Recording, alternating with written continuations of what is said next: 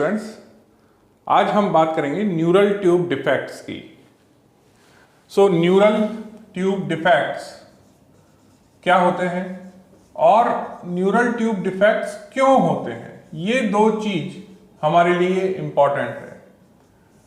देखिए, जब हम एम्ब्रियो में फॉर्मेशन ऑफ न्यूरल ट्यूब पढ़ते हैं, दैट इज ओनली न्यूरोलेशन की सेंट्रल नर्वस सिस्टम यानी ब्रेन और स्पाइनल कॉर्ड कैसे बनता है, तो उस समय ये जो डायग्राम है, ये हम सबसे कॉमनली इस डायग्राम को देखते हैं कि ऊपर की तरफ आपका एक्टोडर्म है, नीचे यहाँ पे ये एंडोडर्म है, ठीक है, और यहाँ पे बीच में ये नोटोकॉर्ड है। This is notochord. क्लियर? ये जो नोटोकॉर्ड होती है, ये नोटोकॉर्ड ओवरलाइंग एक्टोडर्म में न्यूरल प्लेट बनाती है। This is the induction centre.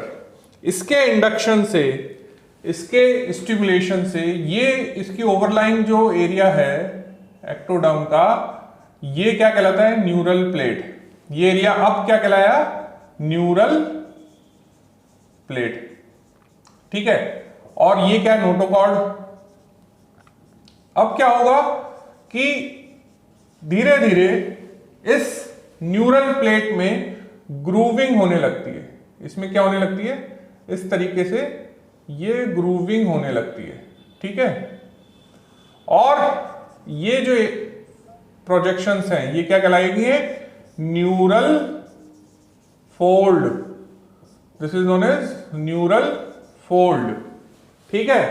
अब ये जो न्यूरल फोल्ड है, इनके जो मार्जिन पे सेल्स होती है, हम जानते हैं कि ये सेल्स न्यूरल क्रेस्ट सेल्स बनाती हैं। क्यों? क्योंकि ये जो सेल्स हैं जो इस मार्जिन पे हैं, इस मार्जिन की जो एरिया है, ये वाला एरिया, ये जो सेल्स होती हैं ये न्यूरल क्रेस्ट सेल्स होती हैं, और ये बन गया न्यूरल फोल्ड, और ये डिप्रेशन क्या कहलाया? Neural groove. This is known as neural groove, ठीक है। अब धीरे धीरे क्या होता है कि ये क्रेस्ट सेल्स आपस में मिल जाती हैं, न्यूरल ट्यूब के जो ये ग्रूव के जो एंड्स हैं ये आपस में मिल जाते हैं, और एक्टोडर्मल सेल्स आपस में मिल जाती है ना। इसके लिए जो हम लॉ यूज में लेते हैं या जो थंब रूल यूज में लेते हैं कि जो सेम सेल्स होती हैं वो हमेशा सेम सेल्स के साथ फ्यूज होती हैं। सेम सेल्स सेम के साथ, यानी ये जो अगर ब्लैक कलर की एरिया है, ये ब्लैक कलर आपस में, ये ग्रीन कलर और ये red colour, same with same. Clear? तो नेक्स्ट में क्या होगा कि ये जो पूरा एरिया है, इस पूरे एरिया में आप ये देखोगे कि जो ये एक्टोडर्म है ये तो कंटिन्यू कर गई। ये जो ब्लैक कलर का हमारा न्यूरल फोल्ड था, उसका न्यूरल ग्रूव बना, वो एक ट्यूब फॉर्म में न्यूरल ट्यूब बना दिया, और यहां पे ये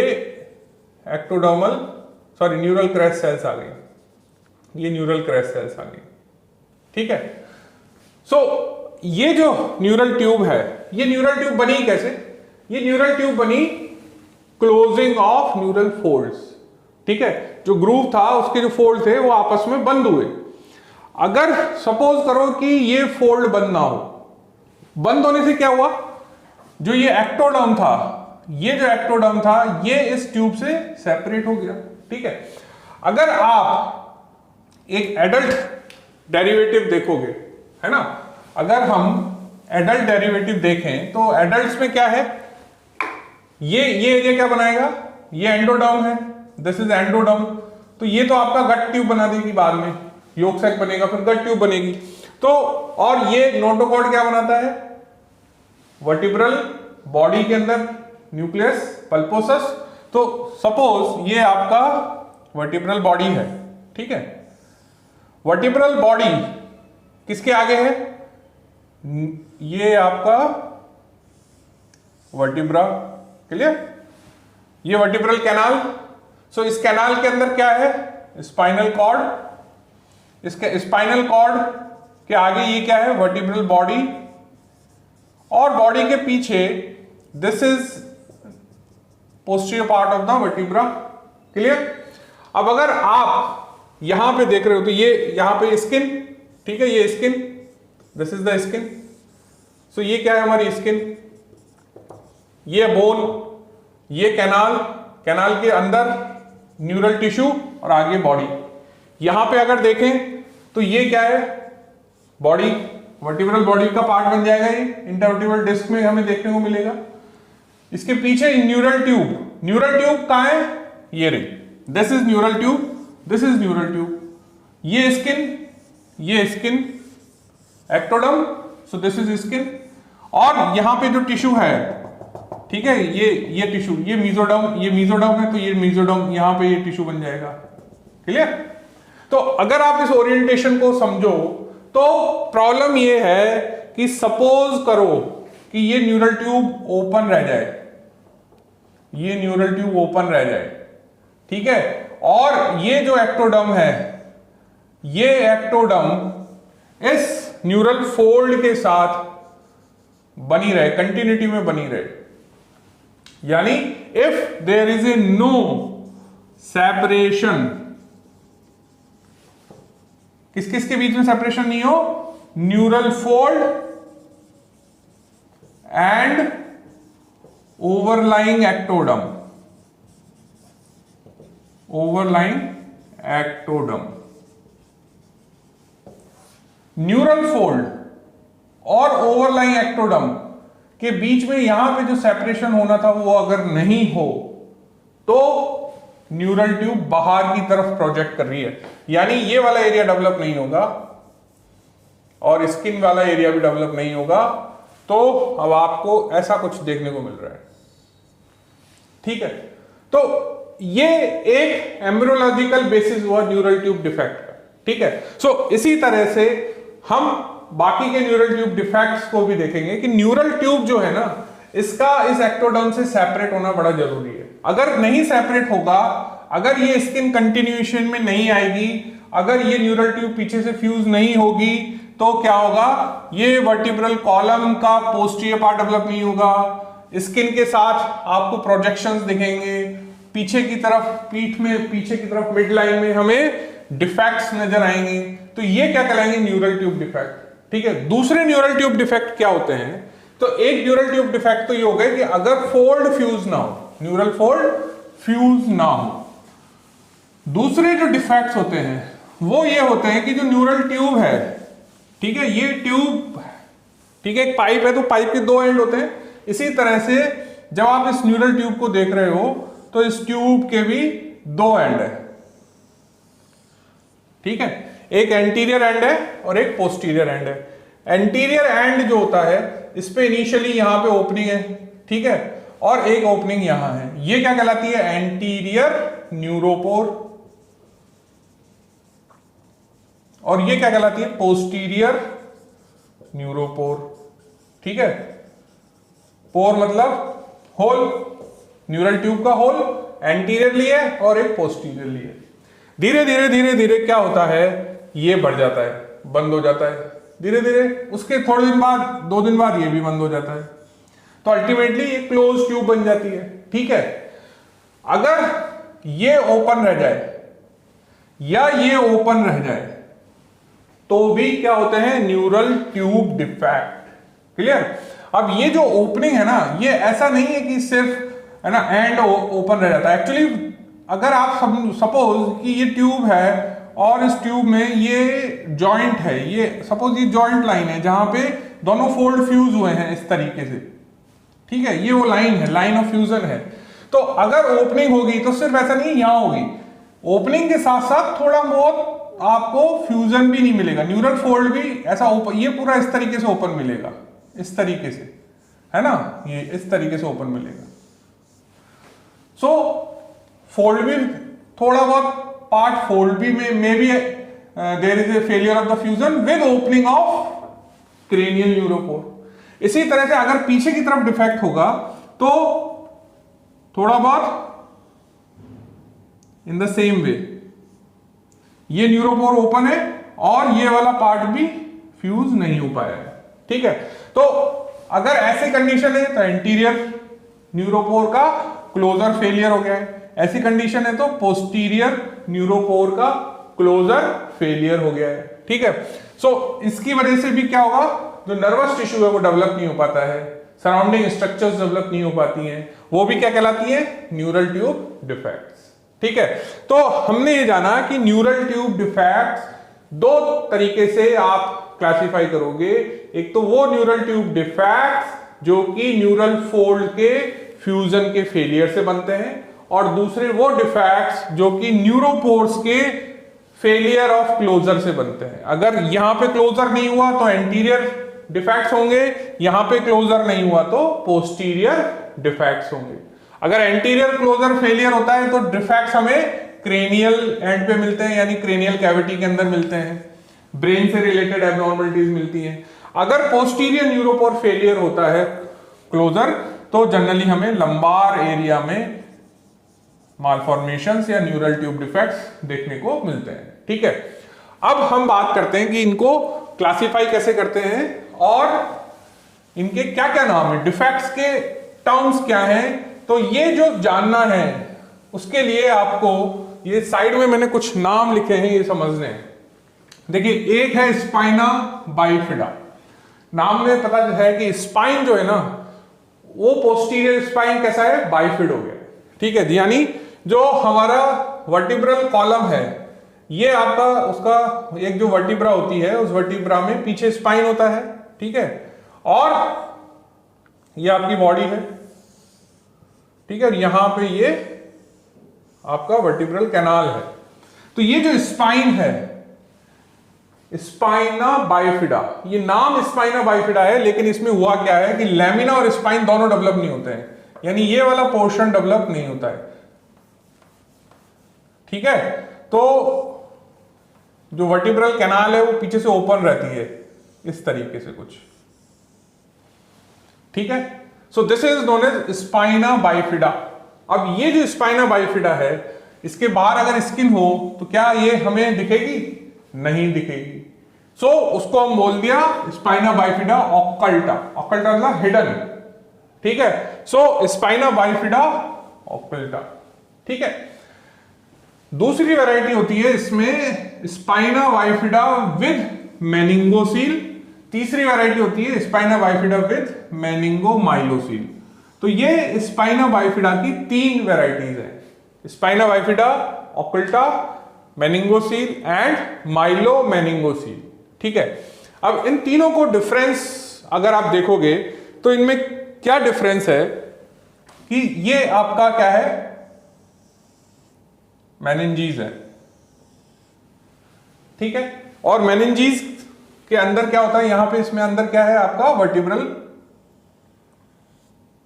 कैनाल है। कैनाल के अंदर क्या है, ये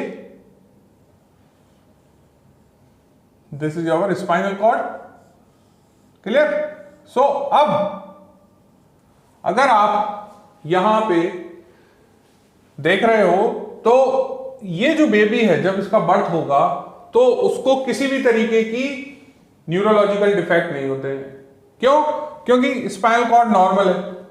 दूसरा, जो आपका डिफेक्ट है उस डिफेक्ट के थ्रू कोई भी स्ट्रक्चर बाहर प्रोट्रूड नहीं कर रहा है। तीसरा, जो स्किन है वो इंटैक्ट है। चौथा, स्किन पे कुछ फीचर्स दिखते हैं कि जो स्किन होती है ना उसमें हल्का सा डिप्रेशन दिखता है, स्किन में हल्का सा डिप्रेशन दिखता है, उसके ऊपर हेयर्स होते हैं। ठीक है, so this is the picture of this spina bifida occulta. So spina bifida occulta के अंदर कोई भी न्यूरोलॉजिकल डेफिसिट हमें देखने को नहीं मिलती है। सिर्फ इसमें क्या हुआ है कि पोस्टीरियरली लैमिना डेवलप नहीं हुआ है because of the failure of the development of the lamina. Lamina जो है वो एब्सेंट है, इसलिए क्या है, बाइफिड स्पाइन है, लेकिन जो स्ट्रक्चर है meninges and the spinal cord वो अपनी जगह है। बाहर की तरफ स्किन है, स्किन में हल्की सी क्या होती है, डिम्पलिंग, एंड डिम्पलिंग के साथ there is a hypertrichosis. Trichosis मतलब there is a large number of hairs. Hairs हमें यहां दिखते हैं। हेयर हमें, you are able to see the large number of the hair in this area. So hair है, hair के साथ साथ डिम्पलिंग है और बाइफिड स्पाइन। अगर सपोज ये जो मेनिंजीज हैं ये बाहर की तरफ इस तरह से बल्ज कर जाए, ठीक है, तो इसको हम क्या बोलेंगे, spina bifida with meningocele. Spina bifida with meningocele. So spina bifida meningocele का मतलब क्या हुआ कि जो डिफेक्ट है उस डिफेक्ट के through purely and purely there is a protrusion of meninges without neural tissue. Neural tissue बाहर नहीं आया है, ठीक है। अगर ये लंबार एरिया है, अगर ये लंबार एरिया है, L2, L3, L4 का एरिया है, तो यह स्पाइनल कॉर्ड नहीं है, यह क्या होंगी, कॉर्डा इक्वाइना होंगी। तो बहुत सारी नर्व फाइबर्स होंगे, यहाँ पे गुच्छा होगा पूरा नर्व का। तो वो जो आपका जो बंच है नर्व्स का, जो कॉर्डा इक्वाइना है, वो अपनी पोजीशन पे ही रहेगा, लेकिन जो ऊपर की मेनिंजीज है that is protruding outside through this defect and it is known as spina bifida with meningocele, ठीक है। फिर उसके बाद इसमें नेक्स्ट वैरायटी क्या है, स्पाइना बाइफिडा विद माइलोमेनिंगोसील। अब माइलोमेनिंगोसील जो होती है, ये माइलोमेनिंगोसील में क्या हुआ कि ये जो आपका यहां पे न्यूरल टिश्यू है, ये न्यूरल टिश्यू इस मेनिंजियल प्रोट्रूजन के अंदर, इस प्रोट्रूजन के अंदर आ जाता है।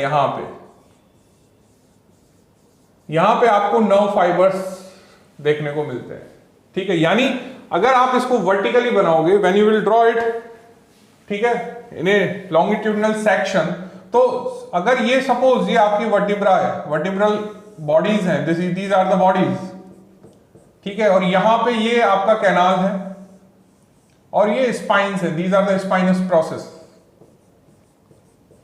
क्लियर। सो ये जो आपकी ड्यूरल मेनिंजियल लाइनिंग है, ये मेनिंजियल लाइनिंग एक डिफेक्ट, यहां डिफेक्ट है सपोज, तो इस डिफेक्ट से ऐसे बाहर आ जाएगी, क्लियर। सो ये तो क्या हो गया, मेनिंगोसील। लेकिन अगर सपोज ये जो स्पाइनल कॉर्ड है यहां पे, ये जो स्पाइनल कॉर्ड है और ये जो स्पाइनल कॉर्ड है, अगर ये बाहर नहीं आया तब तो ये मेनिंगोसील है। लेकिन अगर ये भी बाहर आ गया इस तरीके से, कॉर्डा इक्वाइना इसके अंदर आ गई, या अगर ये अपर एंड पे है तो स्पाइनल कॉर्ड इसमें आ गई, तो ये क्या कहलाया, माइलोमेनिंगोसील, ठीक है। अब जो ये माइलोमेनिंगोसील होती है, इसके ऊपर स्किन की जो कवरिंग है ना, वो बहुत पतली होती है या एब्सेंट होती है। Myelomeningocele is considered as one of the open variety of spina bifida. It is a open variety of spina bifida and इस ओपन वैरायटी के अंदर क्या होता है कि ये जो सैक है, जो सैक मेनिंजियल लेयर मेनिंजीज से बना है, इस सैक के अंदर क्या है, ये न्यूरल टिश्यू, ये न्यूरल टिश्यू का प्रोट्रूजन है। और जो स्किन है वो स्किन इसके सैक के टर्मिनल एंड्स पे नहीं होती है, बहुत पतली लेयर होती है, थिन ये लेयर होती है, ठीक है। So this is variety of open variety of spina bifida भी इसको बोलते हैं, माइलोमेनिंगोसील भी बोलते हैं, ठीक है। तो आपने देखा कि अगर मेनिंजीज विद स्पाइनल कॉर्ड अंदर है तो क्या कहलाया, ऑपल्टा। अगर स्पाइनल कॉर्ड यहां है और मेनिंजीज प्रोट्रूड हो गई तो मेनिंगोसील। लेकिन अगर न्यूरल टिश्यू भी सैक में आ गया तो ये क्या कहलाया, माइलोमेनिंगोसील, ठीक है। इसी में एक सीवियर वैरायटी है जिसको हम बोलते हैं rachischisis. Now in this rachischisis variety, in this क्या हो गया, इन दिस रैकिस्किसिस कि जो आपका न्यूरल फोल्ड है और जो एक्टोडर्म है उनके अंदर जो सेपरेशन होना चाहिए था वो सेपरेशन नहीं है। तो जो न्यूरल प्लेट है that neural plate will continue with the ectoderm. So ये जो एक्टोडर्म है, ये एक्टोडर्म कंटिन्यू कर जाएगी न्यूरल टिश्यू के साथ। ठीक है, तो आपको क्या दिखेगा कि जो प्रिमिटिव न्यूरल प्लेट है, ये प्रिमिटिव न्यूरल प्लेट पीछे से कंप्लीटली ओपन मिलेगी। यानी ये जो एक्टोडर्म है, ये एक्टोडर्म इसके साथ अगर कंटिन्यू कर जाए तो क्या होगा? तो ये होगा कि ये तो एक्टोडर्म है और ये न्यूरल प्लेट है। ठीक है, तो ये जो न्यूरल प्लेट है ये इसके साथ इस तरह से कंटिन्यू कर रही है। क्लियर? सो ये जो डिफेक्ट है, ये defect cervical region with occipital part of the skull के अंदर हमें देखने को मिलता है। ठीक है, इसको हम बोलते हैं failure of the formation of posterior part of the occipital bone with posterior part of the cervical region. तो यानी इस पूरे एरिया में जो न्यूरल प्लेट है वो आपको सीधा एक्सपोज मिलेगा। जब आप पीछे से डिफेक्ट देखोगे तो आपको न्यूरल टिश्यू सीधा एक्सपोज्ड दिखेगा। इन तीनों में तो क्या था कि मेनिंजियल कवरिंग थी। इन तीनों में क्या था? मेनिंजियल कवरिंग थी। ये रेड कलर की जो कवरिंग थी, this was present in all these three defect. लेकिन इस डिफेक्ट में जो आपका न्यूरल टिश्यू है, वो न्यूरल टिश्यू डायरेक्टली एक्सपोज हो जाता है to the outside and this is known as rachischisis, जिसके अंदर there is a complete failure of the separation between the neural folds and the surface ectoderm. Clear? So rachischisis का embryological basis क्या है? Failure of the separation of neural fold and surface ectoderm. ठीक है, इसके अंदर क्या embryological basis है? Lack of the formation of lamina. इनमें दोनों में क्या क्या डिफरेंस है कि इसमें स्पाइनल कॉर्ड या कॉर्डा इक्वाइना के कंटेंट्स अगर मेनिंगोसील यानी जो आपकी सिस्ट बनी है that is form by the meninges, उसमें अगर आ गए तो वो माइलोमेनिंगोसील कहलाएगा, नहीं आए तो मेनिंगोसील कहलाएगा। ठीक है, now will come to these two defects, anencephaly and एनकेफेलोसील।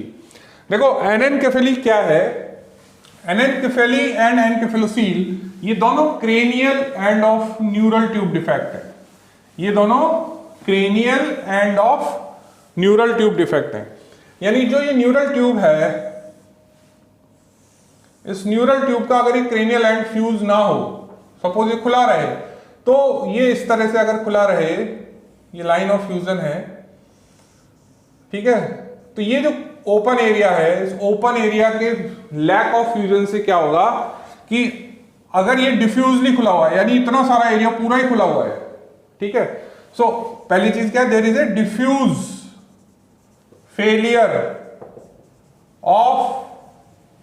Failure of closure of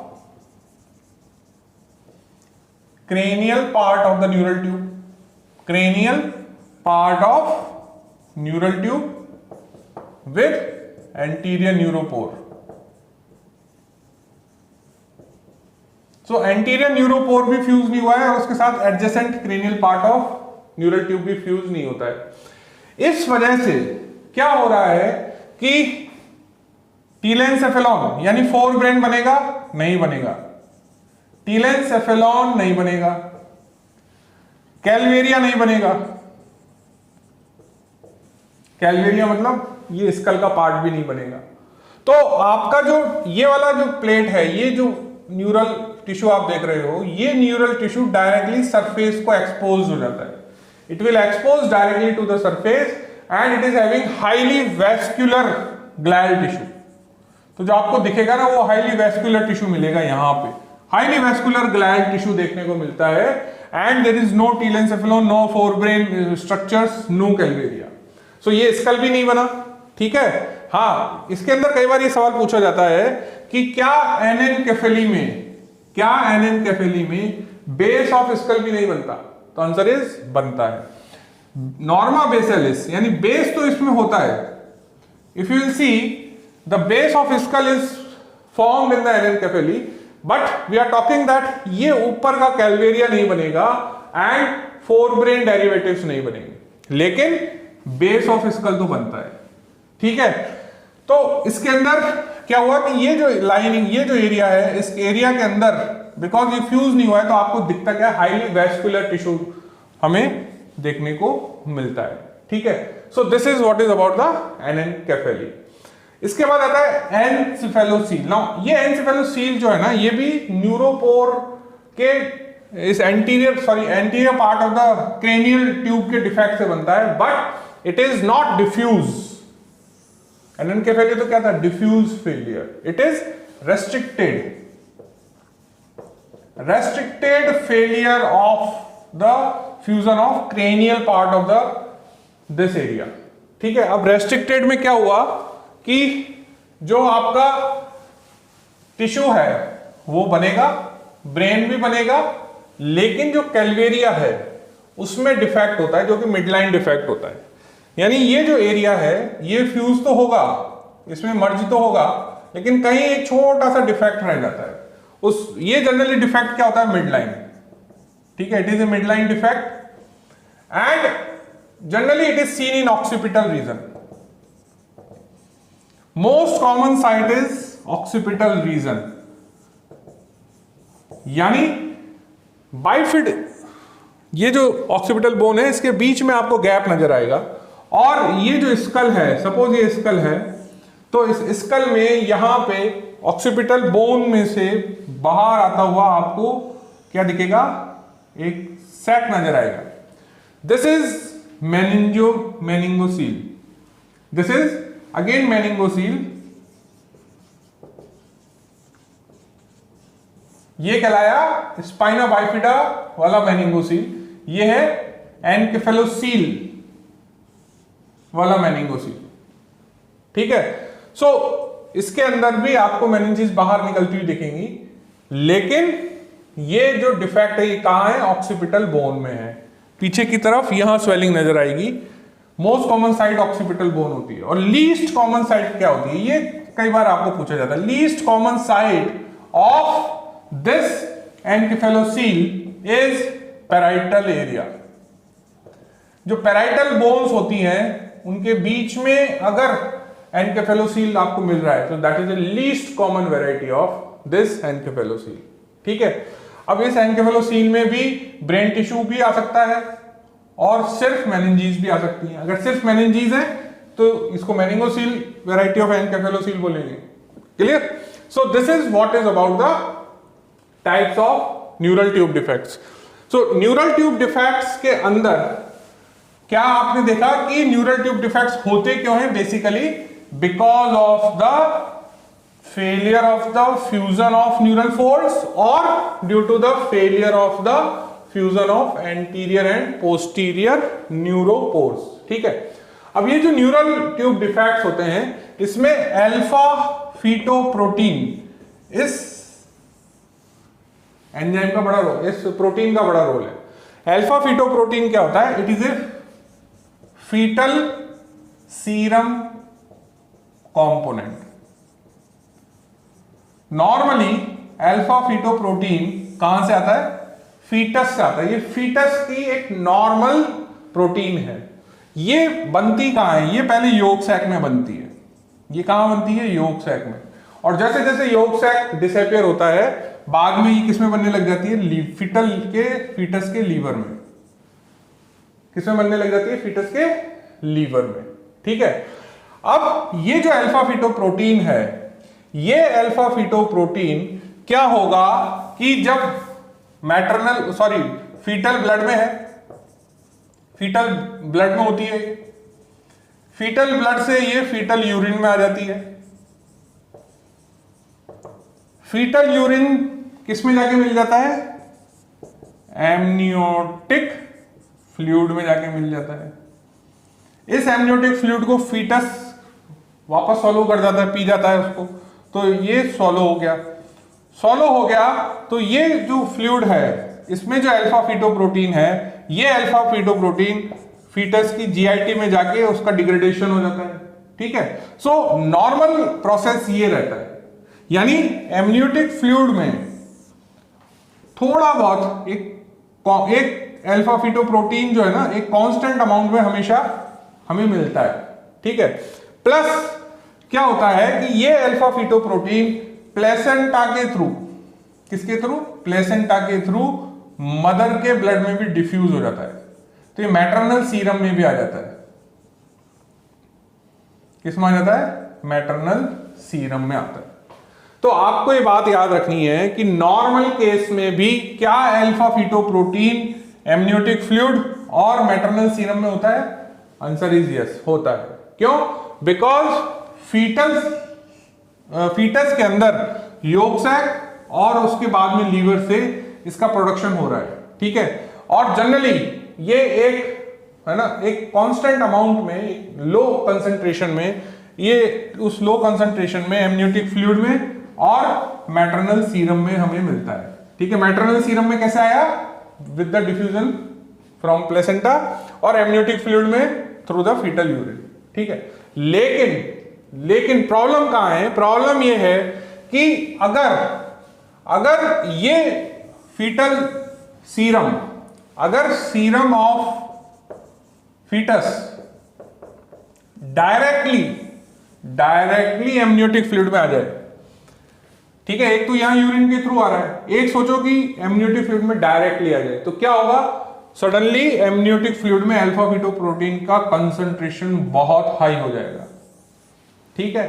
और ये जो स्ट्रक्चर, ये जो हाई कंसंट्रेशन है, it is a alarming sign, it is a sign of open variety of neural tube defect like anencephaly, like rachischisis, like myelomeningocele, ठीक है। इसके अलावा ये high amount of alpha fetoprotein renal agenesis में भी होता है, प्लेसेंटल इंफेक्शंस में भी हो सकता है। तो ये ऐसा नहीं है कि अल्फा फीटोप्रोटीन अगर हाई है तो ये सिर्फ न्यूरल ट्यूब डिफेक्ट्स को ही शो करता है, इट इज नॉन स्पेसिफिक, ठीक है, but yes it is a indicator of some kind of congenital malformation. उसका एक रीजन है कि open variety of neural tube defects में भी अल्फा फीटोप्रोटीन हाई हो जाता है एमनियोटिक फ्लूइड में। क्यों हुआ एमनियोटिक फ्लूइड में हाई? क्योंकि जब आपका न्यूरल ट्यूब क्लोज नहीं होता तो न्यूरल ट्यूब के थ्रू, उस वाले एरिया के थ्रू जो कि हाईली वैस्कुलर एरिया होता है, वहां से आपका जो फीटल सीरम है वो सीधा की सीधा एमनियोटिक फ्लूइड में आने लगता है। और बिकॉज ये सीरम एमनियोटिक फ्लूइड में मिल रहा है और इसमें बहुत जो है अल्फा फीटोप्रोटीन है, तो धीरे धीरे क्या होगा? एमनियोटिक फ्लूइड में अल्फा फीटोप्रोटीन का कंसंट्रेशन हाई हो जाता है। तो उसके लिए हम 16 to 18th वीक पे एमनियोसेंटेसिस करके ये पता लगाते हैं कि अल्फा फीटोप्रोटीन एमनियोटिक फ्लूइड में अगर हाई है तो it is a indication of some kind of congenital anomaly, जिसका एक कॉज क्या है? Neural tube defect. और दूसरे कॉजेज भी, जैसे मैंने आपको बताया, रीनल एनोमलीज हो सकती हैं, कोई प्लेसेंटल एबनॉर्मलिटीज हो सकती हैं, और भी there is a long list. दूसरा, मैटरनल जो सीरम है उसमें भी अल्फा फीटोप्रोटीन बढ़ जाता है। अब ये मैटरनल सीरम में कैसे बढ़ेगा? अगर न्यूरल ट्यूब डिफेक्ट्स हैं तो मैटरनल सीरम अल्फा फीटोप्रोटीन का लेवल भी बहुत हाई हो जाता है। क्यों? बिकॉज ये जो high concentration of amniotic fluid के अंदर जो अल्फा फीटोप्रोटीन है वो डिफ्यूजन थ्रू द एमनियोन के थ्रू प्लस प्लेसेंटा के थ्रू मैटरनल सीरम में डिफ्यूज होने लगता है। और धीरे धीरे ये जब इसमें डिफ्यूज होगा तो but obviously maternal alpha fetoprotein का कंसंट्रेशन भी हाई हो जाता है। तो ये बात आपको याद रखनी है कि alpha fetoprotein is a fetal protein, इसीलिए इसका नाम क्या है? Fetoprotein. So because it is a phytoprotein which is produced in the yolk sac later on by the liver of the fetus, and it is present in a minimal concentration normally into the amniotic fluid and maternal serum. Maternal serum में कैसा आता है? Because of the diffusion through the placenta. But if there is a congenital anomalies like open spina bifida, like myelomeningocele, rachis, anencephaly, or there is some other causes like renal agenesis or placental infections. In that condition, what will happen that this fetal serum will directly add into the amniotic fluid, and there is a suddenly high concentration of alpha-fetoprotein is seen into the amniotic fluid, and it is a sign of some suspicion with that developing fetus. Another thing is that this high concentration of alpha-fetoprotein in amniotic fluid start to diffuse into the maternal serum through the amnion and placenta, and ultimately the maternal serum alpha-fetoprotein level is also become higher with the time.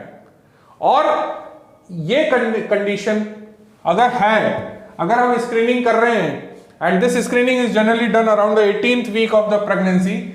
So अगर हम 18th weeks पे alpha-fetoprotein, maternal alpha-fetoprotein की screening कर रहे हैं और पा रहे हैं कि maternal alpha-fetoprotein का concentration बहुत हाई आ रहा है, then it is again a indication of some congenital malformation.